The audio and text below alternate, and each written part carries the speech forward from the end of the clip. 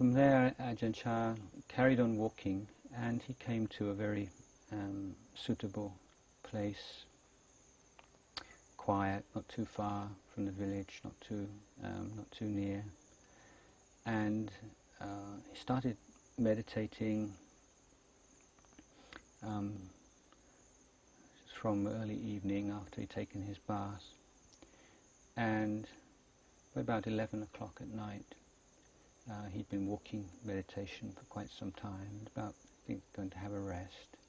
As usually monks would say sleep between, say, 11 and 3, something like that.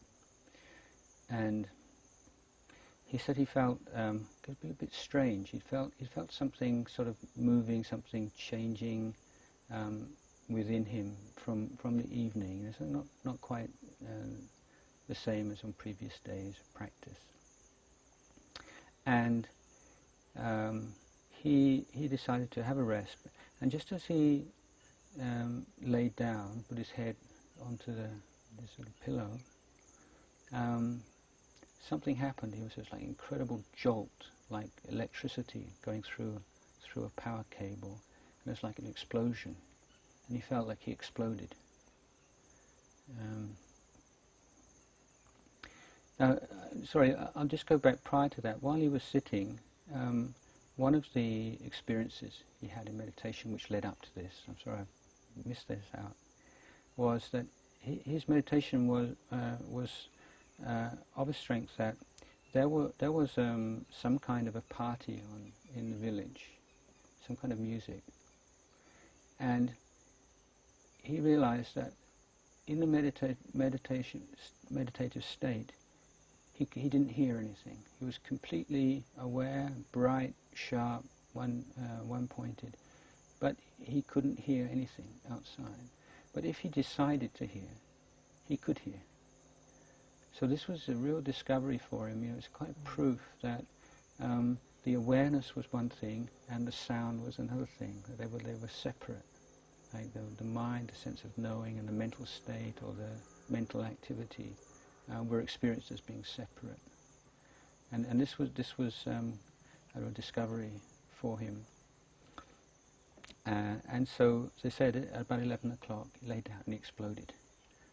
And it just went into another realm of nothingness, space.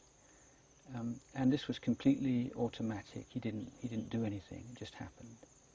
And after a certain amount of time, he doesn't know how long, then he came out of that state. And he said, "Tell you what was that?" And Ajahn Chah would often talk about his experiences and relate them in the form of kind of inner dialogue that he would have. One voice would say, "What's that?" And then the other dialogue would say, "It's this." Or they would have an argument or a discussion about things, and that seemed to be the way his mind worked. And so he said, "What was that?" And the other voice in his mind said, "It's just a natural phenomena. You don't have to worry about it. It's just what it is." And so that enabled his mind just to calm down. And then the same thing happened again, but this time even more profound, and it seemed to last for a longer period of time.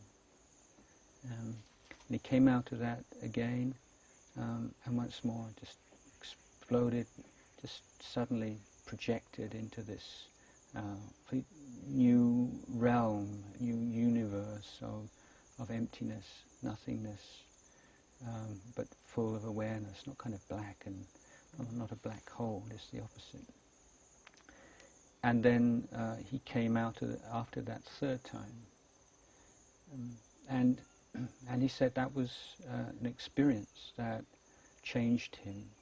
That he said after you've been through that kind of experience, you feel a distance between you and people who've never had that kind of meditation, and that you never feel you look at the world in quite the same way as anybody else. So it's a kind of a life-changing experience for him.